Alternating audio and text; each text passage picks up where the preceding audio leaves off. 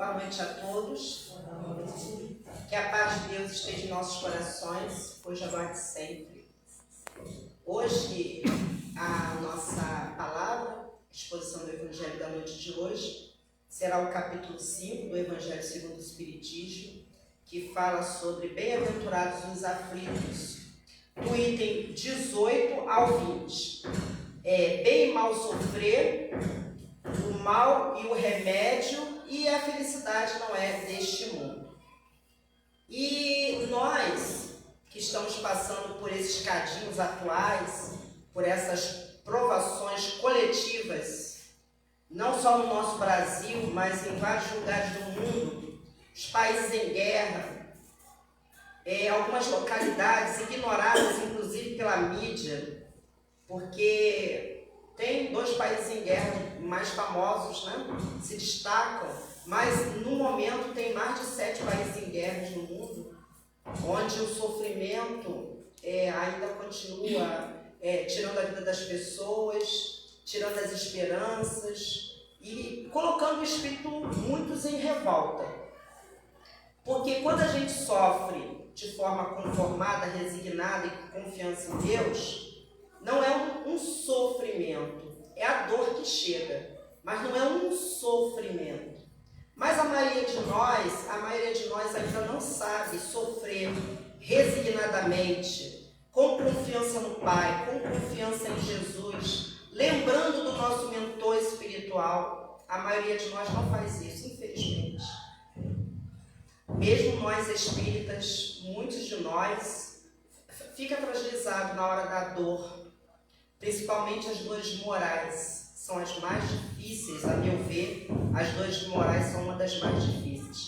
Eu vou declamar para vocês um poema de Alzira Zaru que ele fez no momento em que ele estava numa fase assim, um pouco descontente, desgostoso com as diversas religiões. Ele não perdeu a fé, mas ele estava assim, naquele momento de tanta confusão religiosa, tantos ismos, tantos sectarismos, e então ele fez esse poema de Dona Vida, o nome do poema, Poema de Dona Vida, que ele fala bem para nós, de forma bem simples e clara, sobre as nossas aflições do nosso corre-corre diário na vida terrestre. E ele fala assim: a vida não sorri para ninguém. Para todos é a mesma, a indecifrável. E até na posição mais invejável, nunca se sabe quanto sofre alguém. Amigo, não me iludo mais com a vida. Não há ninguém feliz na humanidade. Qualquer criatura é digna de piedade, porque a sua amargura é indefinida. Roteiro eterno de altas repetições, a vida é sempre o mesmo cativeiro. Quem tem saúde, sofre por dinheiro. Quem tem dinheiro, sofre de aflição. É uma infelicidade sem remédio, um mal desconhecido à vida humana. Queira-se embora afastar o tédio, mas ele avulta e nos envolve e esgana. Somos, portanto, seres mutilados que nesse eterno corrupio vão, vivemos por amor de uma ilusão para acabar na terra dos calados. Pois neste férreo círculo de dor, sem que haja mais remédio para o mal, somos apenas vítimas do amor de Dona Vida, esta mulher fatal. E o poema acaba assim, falando do ponto de vista bem até materialista, porque as pessoas que vivem a vida para crescer, estudar, arrumar um emprego, se casar, comprar casa, envelhecer, se aposentar e aí depois morre. E é uma vida corrida, em busca sempre de algo, em busca sempre de obter algo. E a vida passa correndo e a gente sempre nas nossas aflições, nos nossos conflitos e nas nossas frustrações em obter algo. E a vida passa nessas ânsias. Quando a gente está com a saúde, a gente está querendo algo mais. Quando a gente tem dinheiro, muitos de nós têm problemas que daria o dinheiro que tivesse para se livrar dos problemas que tem, sejam de ordens morais, emocionais, conflitos que a pessoa carrega, que deixa ela às vezes triste, deprimida.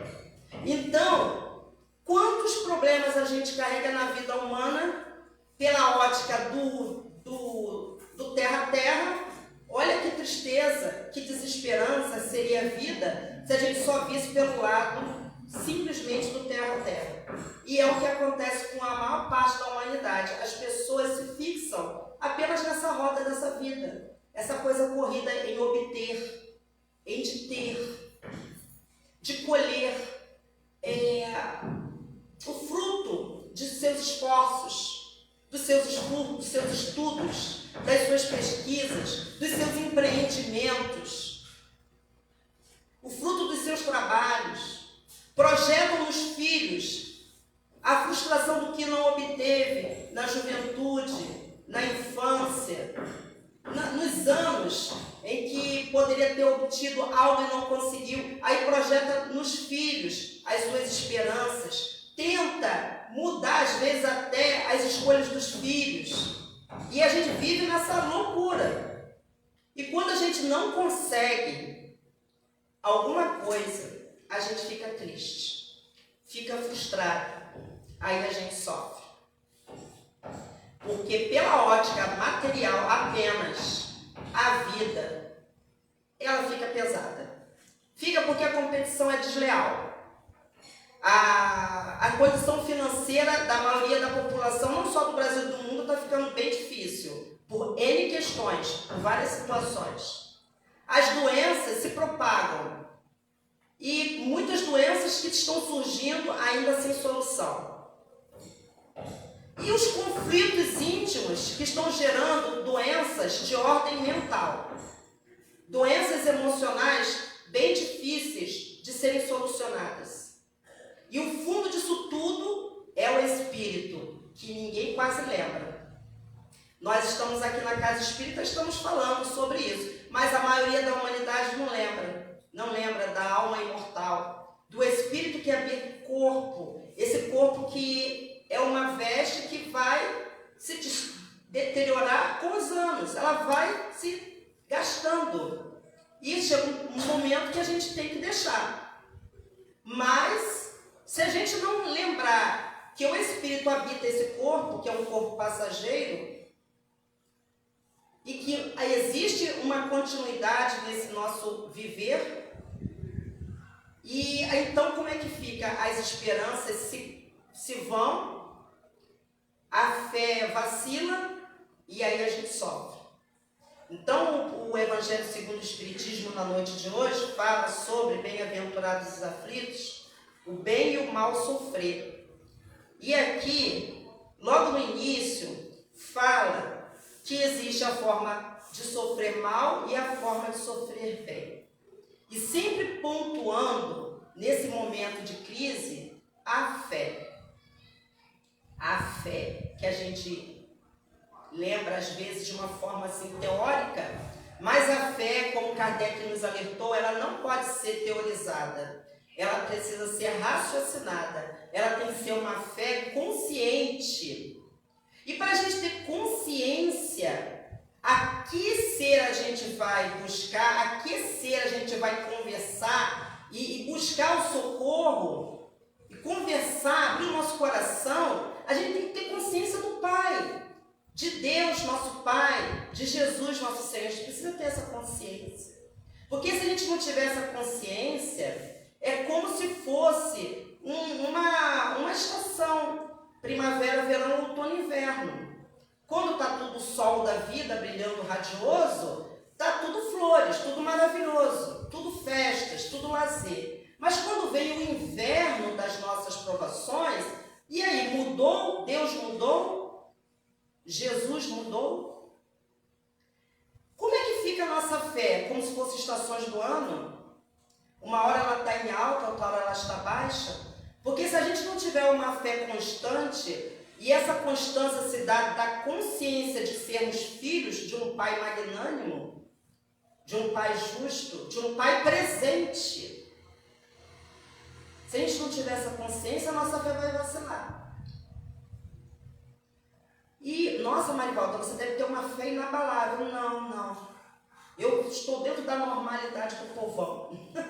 Infelizmente. Estou dentro da normalidade. Mas a gente está aqui para aprender juntos, né? E quando a gente lê o Evangelho, a gente recorda, e aí vem aquele puxãozinho de orelha para nos alertar. Olha só, quais foram as advertências e os lembretes que Jesus deixou para a gente? Não é o servo maior do que o seu Senhor. Se perseguiram a mim, também perseguirão a vós. Se quiserem me seguir, pegue a sua cruz e segue-me. Aí a gente tem as nossas cruzes pessoais, cada um de nós aqui temos as nossas cruzes pessoais, cada qual passando do seu modo. E Deus é que sabe de cada um, como é que cada um está passando. Aí a gente olha assim e não imagina a prova que aquela pessoa está passando. A gente não sabe, mas Deus sabe. Quantas vezes aquela pessoa acorda já pedindo forças a Deus para iniciar aquele dia? Deus sabe, mas a gente não sabe nada da vida daquela pessoa. Então a gente imagina, a vida daquela pessoa é muito boa, ela tem isso, ela tem aquilo. A gente vê assim, pela aparência a gente não consegue imaginar nada. A gente só faz assim, uma suposição. Mas só Deus sabe como que nós estamos lidando com os nossos titãs, com os nossos monstros, com os nossos inimigos, internos e externos, na nossa mente, no mundo espiritual e dentro de casa também. Porque muitos de nós enfrentamos lutas diárias dentro da família. E são aqueles irmãos que Jesus advertiu para nós. Faça as pazes com os teus inimigos, enquanto caminhas com ele. E pela bênção da reencarnação, foi-nos dado essa glória, porque é uma graça, a gente poder estar com os irmãos a quem nós corrompemos, injustiçamos, maltratamos, abandonamos, traímos. E aí a gente volta numa oportunidade de formar um grupo familiar para colocar essas pessoas junto a nós e a gente dá tudo do melhor nosso, os nossos sacrifícios, as nossas horas, a nossa palavra, o nosso carinho, a nossa presença.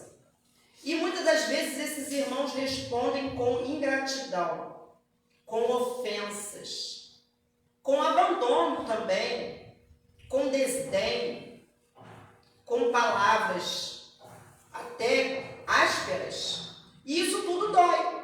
E o que a gente vai fazer com essas pessoas que são a nossa família? A gente vai simplesmente deixar abandonar o barco? A gente pode fazer isso? A gente não pode fazer isso. Família a gente não abandona. Tem gente que fala, a prisão de que Jesus falou é o corpo físico. Quem aqui quer sair da prisão? Tem alguém aqui querendo sair da prisão? Se não tiver com depressão daquela bem forte, se não for um caso de depressão profunda, a pessoa não fica pensando em deixar o corpo físico, não. Até porque por trás das depressões existe uma obsessão complexa também. Então a gente sabe que a pessoa está doente não só emocionalmente, mas também espiritualmente. A pessoa com problema depressivo grave, ela é um doente espiritualmente falando e emocionalmente falando também. Então tem que dar também desconto para essas pessoas que às vezes cedem a pensamentos suicidas. Mas se você não estando doente dessa forma, quem é que quer deixar a prisão do corpo? Maravilhosa prisão. Prisão maravilhosa. A gente não quer deixar o corpo físico, não. A gente quer viver o máximo possível. Sair daqui pra quê, gente? Mas a vida continua, eu vou continuar evoluindo. Na próxima encarnação continuar, tá? É assim, fácil reencarnar? A mulherada não quer engravidar, não, para começar. Fala sério, onde é que está nascendo criança, gente? Nas condições mais difíceis é que está nascendo criança. Porque nas famílias organizadas, com aquele cuidado de fazer planejamento familiar, não está nascendo não. É um só e dois no sufoco que chega às vezes. Aí está um tal de nascer gêmeo agora, já repararam? Está um tal de nascer gêmeo. A pessoa fica postergando a gravidez quando vem aquele que já era para ter vindo há uns 5 anos atrás. Não, tem que ir agora, porque eu já estou com o meu planejamento encarnatório está atrasado já há 5 anos. Eu vou ter que correr atrás. E você nascer numa família com o pai, com mãe, com a avó, com tio, com uma religião, com cuidado, com ética moral, gente, é um privilégio nascer numa família assim. E essas famílias, elas querem dar uma boa educação para os seus filhos, não querem ter muito filho não, porque custa caro educar. Vocês estão entendendo como é que está difícil reencarnar? Então vai querer continuar a evolução na próxima vida? Eu acho bom tom ficar o máximo de tempo aqui. É uma boa escolha, sensata e sábia, você cuidar muito bem do seu corpício, tá? Cuidar muito bem da sua alimentação, perdoar as ofensas a quem te ofendeu, ficar guardando mágoa, ressentimento, é ruim a peça. Quem tiver um tempinho para estudar sobre doenças psicossomáticas, vão descobrir que ficar guardando mágoa, ressentimento, alimentar rancor, ódio no coração, mania de se enfurecer, mania de se encolerizar, mania de cuspir marimbondo, tem consequências no corpo perispiritual e posteriormente no corpo físico, porque o corpo físico ele se ressente. Você vai bombardeando, chega uma hora que o bichinho não aguenta, ele não aguenta.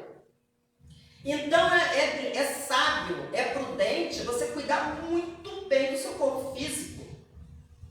Cuidar muito bem. Antigamente, as donas de casa cinziam as meias, colocavam remendo, né, nos cotovelos, nos joelhos. Ainda faz, que bom.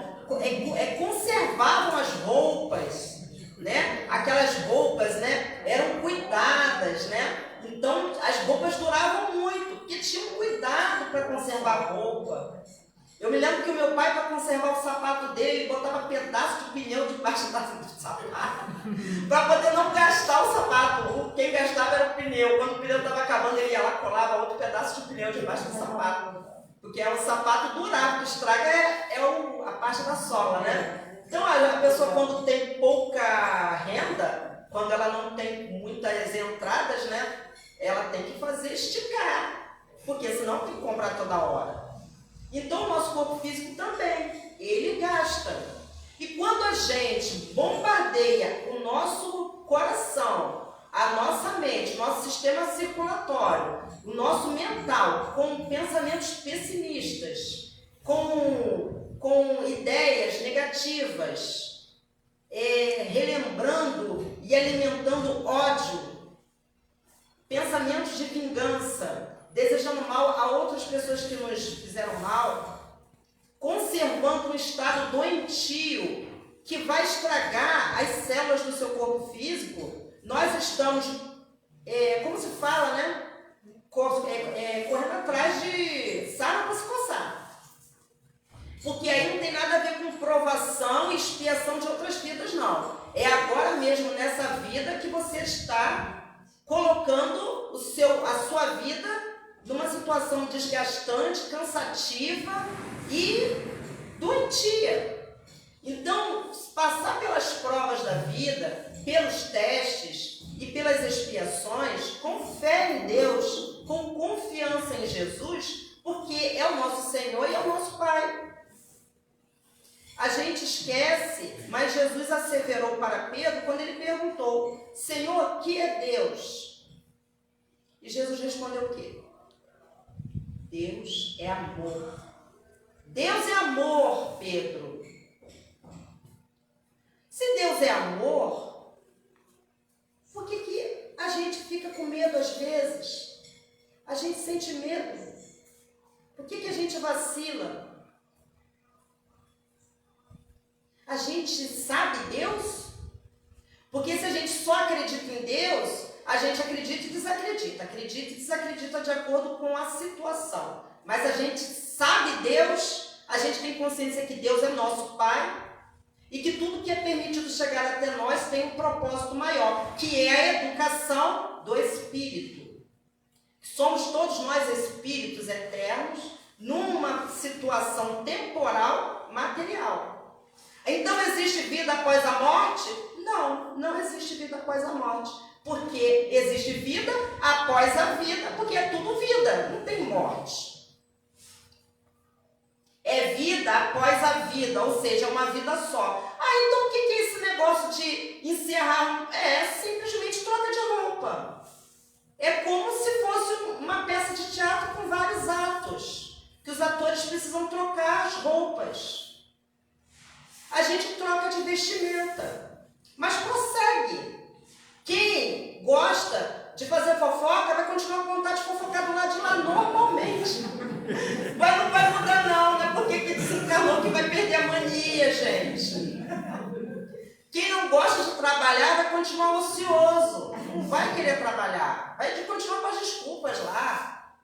Agora, quem é ativo, que gosta de produzir, gosta de trabalhar, gosta de ajudar, nossa, já vai chegando lá de lá arregaçando as mangas. Então, quando a gente vê a vida, o sofrimento material, o sofrimento físico, o sofrimento moral, o sofrimento espiritual, do ponto de vista espiritual, aí a gente vai sofrer bem, não vai sofrer mal. O que a gente está passando? A gente vai ver de outra forma. As dores de estar só não será tão pesada, porque a gente sabe que a gente não está só. Mas eu não vejo os espíritos. Graças a Deus, né, meu irmão? Porque quem vê coisa boa e vê coisa ruim também. Então, graças a Deus, né? Porque não vai ficar vendo só os bons espíritos, né? Vê de tudo. Então, se conforma. Você não vê o seu guia espiritual, mas ele está com você. Não é porque você nem lembra dele, dá um bom dia, uma boa tarde, uma boa noite. Muito obrigada, meu querido guia, meu querido mentor, muito obrigada por tudo que fazes por mim diariamente, me ajudando, me impulsionando, me inspirando, sorrindo comigo quando eu consigo e chorando quando me vê eu vacilar. Muito obrigada por você ser sempre presente em minha vida. A gente lembra disso? Muito difícil, alguns de nós nem lembram que tem anjo de guarda, que tem mentor, guia espiritual. Não lembra. Jesus, nosso Senhor, ele com aquele jeitinho dele simples, as pessoas acham assim, Jesus era tão meigo, tão terno. Será que Jesus, né? As pessoas ficam assim, cara, Jesus, ele tem um poder incomparável. Jesus é o Deus do planeta Terra. Mal comparando. As confusões que existem em certas religiões de chamarem Jesus de Deus é por conta disso, porque alguns têm essa consciência de que o planeta Terra foi formado por Jesus. Emmanuel já nos falou isso no livro A Caminho da Luz, explicando como foi a formação do planeta Terra. Aquele Jeová era Jesus, porque não é dado ao ser humano se comunicar com Deus, não tem condições ainda. Então, Moisés se comunicava diretamente com Jesus. Jesus falava, através daquela sarça ardente, diretamente com Moisés. Passou para ele os 10 mandamentos, primeira revelação dada aos homens. A gente cumpre os 10 mandamentos? Ainda estamos no beabá dos 10 mandamentos. A primeira revelação veio e a gente ainda não consegue ainda sofrer bem, porque a gente ainda não cumpriu o primeiro mandamento, que é amar a Deus sobre todas as coisas, todo o teu coração, de toda a tua mente, todo o teu espírito. Se a gente amasse a Deus sobre todas as coisas, a gente não sofreria tantas perdas que a gente tem. Perda de um ente querido, perda de um emprego, perda de um companheiro, de uma companheira. A gente não sofreria perder, né, um carro que é levado por esses nossos irmãos que estão ainda na ilusão da maldade. A gente não sofreria as dores de ver uma casa perdida, né, levada, e que aconteceu com muitos irmãos. Muitos, inclusive, perderam suas vidas. Então, se a gente amasse a Deus sobre todas as coisas, nossa perspectiva, o valor que a gente daria às outras coisas seriam todos secundários. Mas a gente ainda se aferra à matéria. Por isso que eu falei para vocês o poema de Dona Vida logo no início do nosso trabalho. Porque a maioria de nós, apesar de muitos de nós sermos espíritas, temos conhecimento do mundo espiritual, sabermos que isso aqui tudo é muito rápido, muitos de nós a gente vive como seres materiais, que vai viver só aqui, só morreu, acabou. Aí tem que juntar, tem que guardar, tem que deixar para o neto, tem que deixar para o filho, e tem que fazer e acontecer, e corre, trabalha, corre, e é uma luta, e quando perde, sofre, é um desespero. E aí a gente serve ao mundo ou o mundo nos serve? Como é que a gente vive? O dinheiro nos serve ou a gente serve ao dinheiro? A casa nos serve ou a gente serve a casa? O corpo nos serve ou a gente serve ao corpo? A gente tem que analisar isso. Porque quando acontece de chegar a doença, quando acontece de chegar a falta dos bens materiais, o mínimo, às vezes até que falta, como que a gente vai se portar? Porque Paulo de Tarso, quando ele ficou 2 anos preso em Roma, foi a época que ele mais trabalhou. E levou para nós as epístolas. Ele estava preso, mas ele estava livre. Ele estava livre. Foi a época que ele mais trabalhou. Por quê? Porque o espírito, quando ele passa pelo sofrimento, é o sofrimento entre aspas. Aquela dor de estar preso, ele não colocou aquilo como fosse algo que fosse parar ele. Ele não paralisou. Ele continuou produzindo. Delegou para Lucas, né, a incumbência de ir até Éfeso, conversar com Maria, mãe de Jesus, para pegar os apontamentos, porque Paulo tinha um sonho de escrever o Evangelho, só que ele queria pesquisar, e a mãe de Jesus, Nossa Mãe Santíssima, ela tinha bastante informação, então, como ele não conseguia, estava preso, vivia preso, uma hora estava doente, outra hora estava... E aí Lucas fez esse trabalho, foi até Éfeso, conversou com a Nossa Mãe Maria, pegou, a gente vê que no Evangelho de Lucas é que tem aquelas informações, né, sobre Zacarias, Isabel, João Batista, né, e essas informações estão no Evangelho de Lucas. Já no Evangelho de João Evangelista, fala lá sobre informações que fazem com que muita gente pense que Jesus é Deus, por causa do primeiro capítulo do Evangelho segundo João. E João escreveu o Evangelho depois do Apocalipse. Ele escreveu o Apocalipse e já estava com 99 anos de idade. E quando ele escreveu o Evangelho, foi depois do Apocalipse. Ele nem escrevia mais, um jovem fazia a anotação para ele.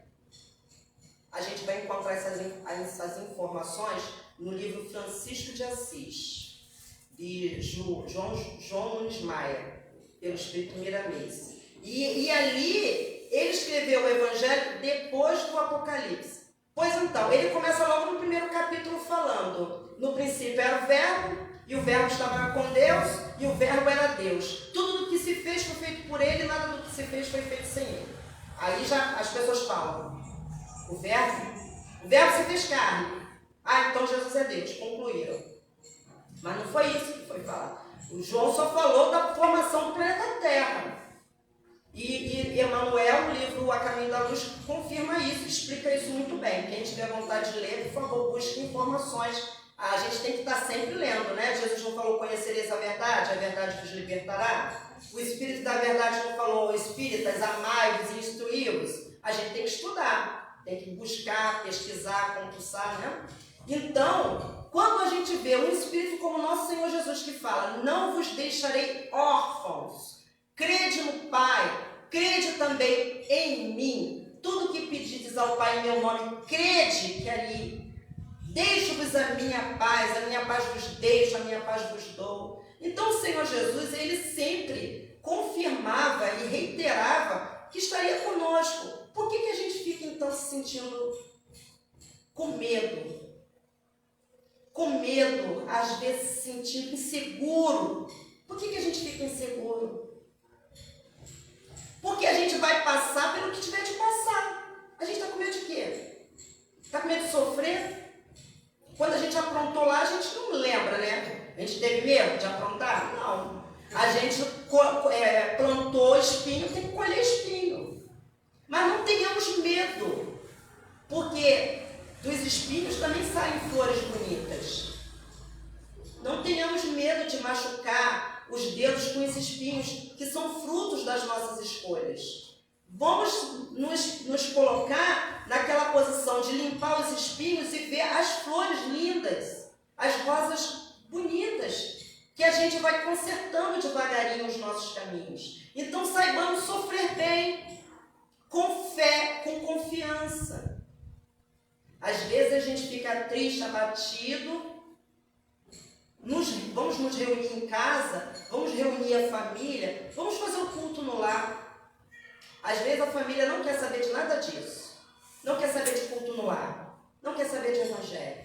Não quer saber de orar. Ah, é chato. Quer ver um filme legal? Ah, vamos fazer um jogo no computador? Ah, vamos sair, vamos para a pizzaria? Ah, né? Muito legal. Quando é que vai lembrar de Deus mesmo? Ah, é quando a porca torceu o rabo, como dizia minha avó. Quando a porca torceu o rabo, aí corre para Deus, é um desespero. Ah, eu acredito que Jesus deve ficar com a orelha até quente, de tanto que deve pedir para ele. Resolver os problemas, é sempre assim, resolver os problemas, arrumar um emprego, arrumar um marido, arrumar uma mulher, arrumar um dinheiro, resolver as dívidas. E a gente fica nessas só pedindo. E a gente quer que Deus resolva os nossos problemas. Mas é para isso que a gente precisa de Deus? Ou é para a gente mesmo resolver os nossos problemas? Quem tem que resolver o problema é a gente mesmo. A gente tem que pedir a Deus o quê? Força, discernimento, para a gente gerir bem as nossas escolhas, para a gente poder pedir a Deus força, coragem para prosseguir e seguir. Não é Deus que vai fazer, tirar das nossas costas o que a gente tem que carregar. Ele não fez isso nem com Jesus. O que Jesus fez lá no horto, na oração do horto? Pai, se possível, afasta de mim este cálice. Não foi assim que Jesus fez na oração do horto? Ele estava pressentindo o que ia acontecer com ele. Ele não pediu? Jesus pediu. Não ficou um exemplo para nós? Que Jesus pediu e o pedido dele foi atendido do jeito que ele queria? Não. Ele teve que tomar aquele cálice de fel, de ingratidão, de traição, de dor. Mas ele passou para nós um exemplo que sobreviveu e que cada vez cresce mais. Que ele falou depois para nós: eu venci o mundo. E nós vencemos o mundo cada vez que nós passamos pelos nossos cadinhos com confiança em Deus, com confiança em Jesus. Sabedores de que o abacaxi nós é que temos que descascar. Não é ninguém que vai fazer isso por nós. A gente tem que só não ter peninha da gente mais. Essa coisa de ficar, eu queria passar por isso, eu não queria, não. A gente tem que passar, gente. A gente vai aprender algo com isso. A gente vai se aperfeiçoar em alguma coisa. Aqueles que já estão propensos às boas virtudes vai se tornar pessoas melhores e mais tolerantes com a falta alheia. Olha que coisa maravilhosa. Só se torna mais compreensivo das fraquezas humanas quem já caiu. Quem nunca caiu só julga, só critica, só aponta o dedo. Faz isso muito bem. Ah, porque eu nunca fiz isso, ah, porque eu nunca fiz aquilo, porque eu não admito uma coisa dessas. Só sabe apontar o dedo no erro do outro, porque não erra. Não erra, né? Entre aspas, né? Não consegue ver que erra. Tão orgulhoso, tão vaidoso. Mas quando a gente erra, a gente vê como é fácil cair em erro. E aí a gente se apieda daquele que errou também. E como foi bom quando alguém nos compreendeu. Como foi bom quando alguém teve complacência da nossa falta. E não nos condenou, não nos apontou o dedo e não virou as costas para nós. É maravilhoso isso, a sensação muito boa. E aí a gente tem força para consertar o que fez. A gente vai lá, conserta, porque isso é a gente que tem que fazer, mas a gente vai com outra forma, sem tristeza, sem esmorecimento, de outra forma. Então, o bem e o mal sofrer, o mal e o remédio é a oração. Tem outras formas da gente se aliviar o nosso sofrimento? Não conheço. Faça um teste só. Tem várias formas de a gente buscar o alívio, né? Quando a gente encontra um amigo, a gente fala do nosso problema, a gente se alivia, não é verdade? Mas às vezes aquele amigo é muito amigo de uma outra pessoa. Uma pessoa maravilhosa também. E no momento de confidência fala dos nossos problemas para aquela outra pessoa maravilhosa. E aquela pessoa maravilhosa é amiga de uma outra pessoa maravilhosa. E olha só, é todo mundo maravilhoso, tá, gente? E uma outra pessoa maravilhosa. E ela conta os nossos problemas para aquela pessoa. E é que nem aquela brincadeira do telefone, que no final tem alguém que já vai começar a dar opinião. Ah, mas se fosse comigo não tinha sido assim, não. Tinha feito, muito bobo, né? Muito bobo, muito boba. E aí vai dando as opiniões. Quando a história chega na mídia, já está toda deturpada e acaba você sabendo que a coisa está rolando. E aí você fica tão frustrado. Caramba, eu falei isso com aquela pessoa em confiança, no momento de necessidade de desabafar, e aí você vê que aquela pessoa não fez nem por maldade. Ela também quis dividir o teu exemplo de dor, mas com uma outra pessoa. E a outra pessoa fez a mesma coisa. E as pessoas fazem isso. É uma necessidade de falar, gente. E antes eu ficava triste, mas hoje eu entendo. Porque eu também faço isso. Com as pessoas que eu tenho muita intimidade, eu acabo falando alguma coisa. E eles olha só, eu confio muito nessa pessoa. Mas essa pessoa deve confiar também muito em alguém. Então, o melhor é a gente parar com essa necessidade e buscar alguém maior. Quem é alguém maior? É Deus, é Jesus. Conversar com Deus e com Jesus. Abrir o nosso coração para eles. A gente não faz isso. A gente não tem esse hábito de falar com Deus das nossas frustrações, dos nossos conflitos. Abrir o nosso coração. Aquele papo de filho com o pai. A gente tem que fazer isso. Tem intimidade com Deus, tem intimidade com Jesus. E na oração, a gente muitas das vezes pensa em louvar, em pedir. Mas sabe aquele papo, conversa? A gente não tem esse hábito, porque a gente fica engessado, que para orar tem que ser de uma forma engessada, uma fórmula para conversar com Deus. Não precisa de fórmula para conversar com Deus. Deus não precisa de fórmula, Deus não precisa dos nossos elogios, nada, e não existe nenhuma palavra que elogie Deus, não existe palavra que elogie Jesus. Então só conversa simplesmente, conforme ele conversava com a gente quando estava aqui. E ele vai compreender, porque ele, nesse momento, ele sabe o que está acontecendo com cada um de nós. Ele sabe por que ele sabe? Simplesmente porque ele pode. Ele pode. Ele tem essa condição de saber. Na hora exata do perigo mais grave, ele vai agir. Mas se não for, ele vai deixar a gente resolver. Ele vai inspirar, ele vai colocar algum irmão acima de nós para nos guiar, para nos ajudar. Ele vai fazer isso. Mas agir, mudar, só se for algo muito grave que ele está vendo. Não, ali ele não vai aguentar. Mas o trabalho é a gente que tem que fazer. Então, a felicidade não é deste mundo. Por que a felicidade não é deste mundo ainda, meus irmãos? Porque a felicidade é o estado natural da santidade santidade. E nós ainda não alcançamos a santidade. Porque quem tem paz, como disse Frei Rogério Nerhaus, a paz é o aroma da divina felicidade.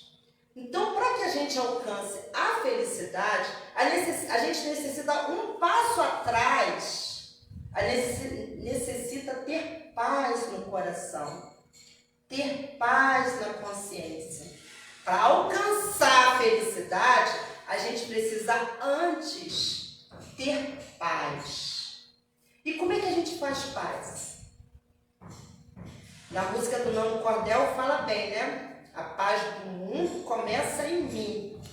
Se eu tenho amor, certamente eu sou feliz. Então, quando a gente ama, quando a gente tem empatia, quando a gente se coloca no lugar do outro, quando a gente vê que o que a gente erra, o outro também erra e que isso é natural, e a gente consegue desculpar o nosso irmão, a gente consegue perdoar o nosso irmão devagarinho, que não é num passe de mágica que a gente perdoa, não, porque nós não estamos ainda num status tipo Francisco de Assis. A gente não está, nem acho que até outros irmãos que estiveram conosco, a gente não está no status de um Chico Xavier, não.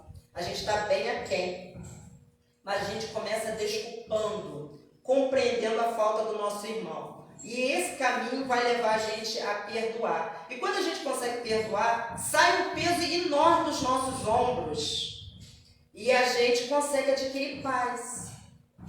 E quando a gente adquire a paz, a gente sente felicidade. E é uma felicidade direta, uma felicidade plena? Ainda não. Porque nós ainda não estamos no estado de espíritos puros, mas a gente começa a sentir o esboço do que é ser feliz. Então, vamos confiar no Mestre Jesus, que as suas palavras são fiéis e verdadeiras, como assevera João Evangelista no Apocalipse.